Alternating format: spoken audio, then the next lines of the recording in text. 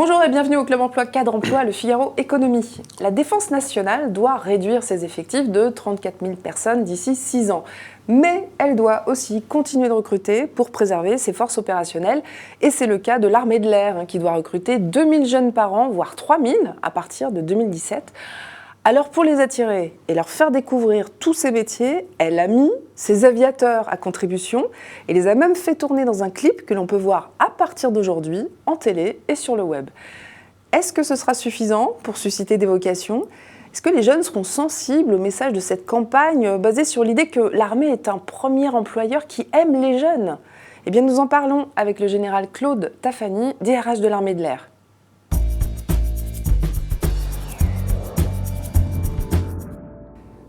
Général Tafani, bonjour. Bonsoir, merci de m'accueillir. Soyez le bienvenu. Alors, vous faites savoir dans une nouvelle campagne de communication, de recrutement, que vous recrutez, que vous formez des jeunes. Première épreuve pour le DRH que vous êtes. Je vais vous demander nous allons voir le film à l'écran et je vais vous demander de bien vouloir nous citer le maximum de métiers que nous voyons dans ce clip. Top chrono, 45 secondes. Je vais m'y essayer. C'est parti. Mécanicien aéronautique, qui s'occupe de motoristes en particulier. Et puis je pense qu'il y a un équipage de transport. Ici, ce sont des commandos, des fusées commandos, un chef d'escale, ici un contrôleur aérien, bien sûr des pilotes de chasse dans leur avion. Encore des mécaniciens qui, là, ça fait retour de l'avionique dans la partie système d'armes de l'avion. Ici, le monde du renseignement, avec ce qu'on appelle des interprétateurs photos, donc qui permettent de désigner des cibles. Des équipages de ravitailleurs en vol. Des pompiers aéronautiques en particulier. C'était facile. C'était facile. Un recruté et un recruteur. Ouais, voilà, ça fait une dizaine de métiers. En fait, il y en a beaucoup plus. Il y en a beaucoup plus, bien entendu. On en a raté quelques-uns. C'est des métiers, là, pour l'instant, qui sont génériques et puis qu'on peut décliner en spécialité un peu plus précisément. En tous les cas, on l'aura compris, l'armée de l'air ne recrute pas que des pilotes. Non. Il y a beaucoup d'autres métiers. Mais les pilotes, quand même, ça représente combien de recrutements par an ? Les pilotes de chasse, vos Top Gun, comme on peut les appeler. Alors, les Top Gun, comme on les appelait, c'est à peu près 70 pilotes de chasse que l'on recrute par an, en tout cas que l'on met en formation. Ouais. Tous n'arriveront pas au bout de cette formation, qui est longue et compliquée, bien entendu, mais c'est 70 qu'on recrute initialement. Oui. Donc on rappelle, 70 sur les 2000 recrutements de jeunes que vous souhaitez faire chaque année à partir de 2015. Et même une montée en puissance à partir de 2017. L'armée de l'air, ce sont 50 métiers différents. Quels sont les métiers sur lesquels vous manquez en particulier de candidats ? Est-ce que vous pouvez nous en citer quelques-uns ? Quelques-uns, en particulier, sont tous les métiers qui tournent autour des systèmes d'information, l'informatique, les systèmes d'information et de commandement, tout ce qui, en particulier, on fait effort actuellement sur des nouveaux métiers, on en reparlera peut-être, mais sur la cyberdéfense, par exemple, dans laquelle on est en concurrence avec d'autres grandes entreprises. Et c'est ces métiers-là qui, effectivement, doivent nous faire, sur lesquels nous devons faire effort. Alors justement, vous le dites, vous êtes en concurrence. Alors, il n'y a pas que, bien sûr, mais il y en a encore beaucoup d'autres. Vous êtes en concurrence avec les grandes entreprises privées, avec les entreprises privées en général, sur certains métiers très qualifiés. Alors, qu'est-ce que vous leur dites aux candidats qui se présentent chez vous pour les convaincre de venir chez vous ? Qu'est-ce que vous avez de différent ? Alors nous, on commence par leur dire, comme dans le film d'ailleurs, eh bien, ici, toute une armée croit en vous. Donc on cherche à donner confiance à ces jeunes-là, qui sont déjà un niveau de diplôme intéressant, bien entendu. Venez chez nous, nous vous formons à ces métiers, vous aurez une première expérience professionnelle extrêmement intéressante, valorisante. Et ces gens-là, ils sont quoi ? Bac plus 3, Bac plus 4, Alors, Bac plus 5, ceux-là en particulier. Ceux-là dont on parle, c'est du Bac plus 2, à partir de Bac plus 2 jusqu'à Bac plus 5, très peu nombreux. Une dizaine par an, tout au plus, dans des niches métiers, bien entendu. Pour l'instant, la formation, toutes les boîtes en promettent. Bien Donc, il n'y a pas de différence. Non. Mais nous, quand on est en formation chez nous, on est déjà payé. On a un salaire.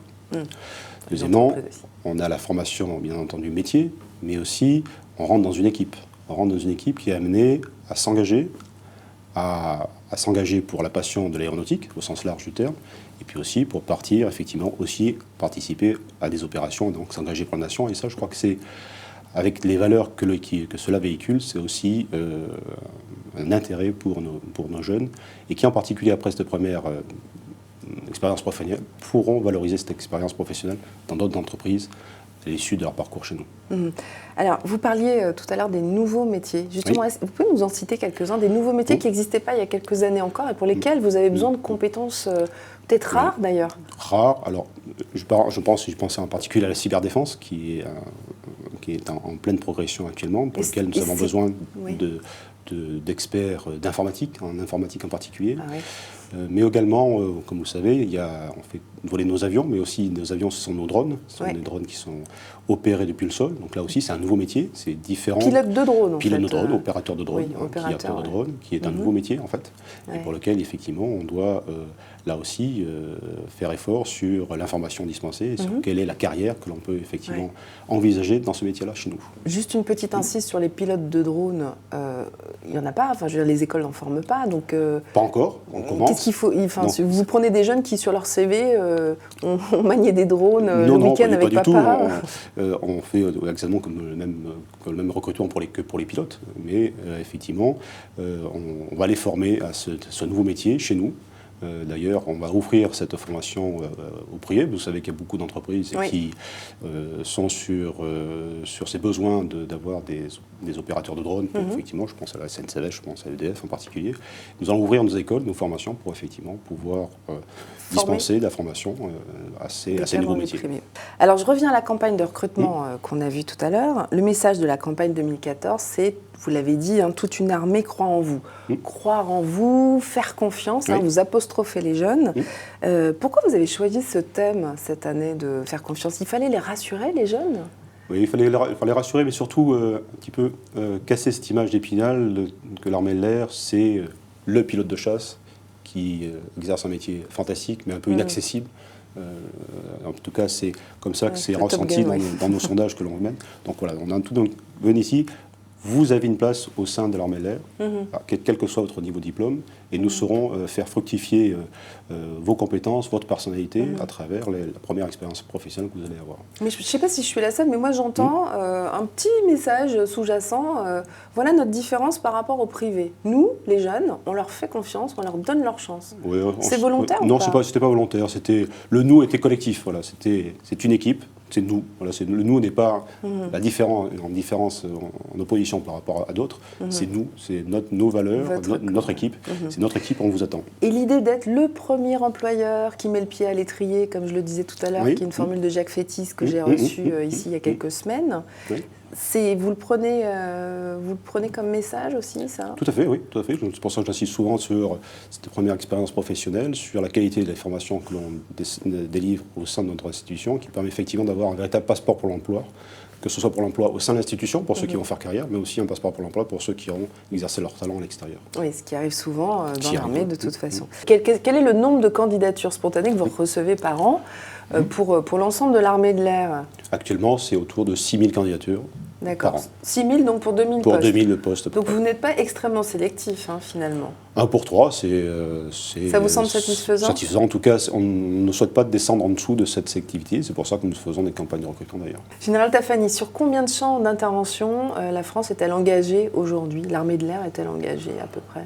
Oui, 6 ou 7 théâtres d'opération. D'accord. Et alors, est-ce que selon vous, c'est plus difficile ou au contraire moins difficile de recruter quand il y a des images justement qui passent sur les journaux télévisés de soldats, d'aviateurs engagés? Est-ce que c'est plus difficile ou moins difficile? Ça fait de nombreuses années où on a un grand nombre de théâtres d'opération qui sont ouverts depuis pratiquement une quinzaine d'années. Ça n'a pas été, on n'a pas décelé de frein au recrutement par rapport à cette image qui est véhiculée. Non, vous ne sentez rien, d'accord. Moi, je pensais que ça pouvait faire peur aux parents. Alors, il faut, souvent d'ailleurs, dans nos centres de recrutement, les familles accompagnent les jeunes et on leur parle de cet engagement-là pour bien entendu les rassurer. Il faut les rassurer également. Alors, on le sait, pour terminer, l'armée est en pleine réorganisation. Est-ce que ce n'est pas un frein, ça aussi, pour recruter? Quand on est... on ne sait pas si on va pouvoir faire carrière chez vous, on ne sait pas combien de temps on va pouvoir rester. Est-ce que ce n'est pas un frein, ça? Est-ce que ce sont des questions qui vous sont posées? C'est des questions qui nous sont posées. Nous devons le langage de vérité à ceux qui viennent candidater chez nous sur effectivement la trajectoire des armées dans la période qui va venir. Les gens que l'on recrute aujourd'hui, ce sont ceux dont on aura besoin en 2019-2020, donc sur un format d'année qui sera stabilisé. Donc on travaille bien entendu sur ces éléments d'information auprès de nos candidats. Alors justement, dans vos recrutements actuels, vous recrutez des civils, soyons clairs. Oui, on recrute des civils. Alors en termes, l'armée de l'air est employeur à ce moment-là, n'est pas recruteur ni gestionnaire. C'est la direction des ressources humaines du ministère de la Défense qui recrute le personnel civil pour répondre aux besoins de chacune des armées. D'accord. Et c'est en plus des 2000 que vous annoncez? Tout à fait. Oui, là, c'est 2000 personnels militaires. D'accord. Général Tafani, merci d'avoir répondu à ces questions, de nous avoir apporté votre éclairage. Vous pouvez retrouver cette interview sur nos sites, évidemment, et sur nos pages de réseaux sociaux. N'hésitez pas à réagir, à poser des questions. On transmettra si c'est le cas. Très bonne semaine à tous.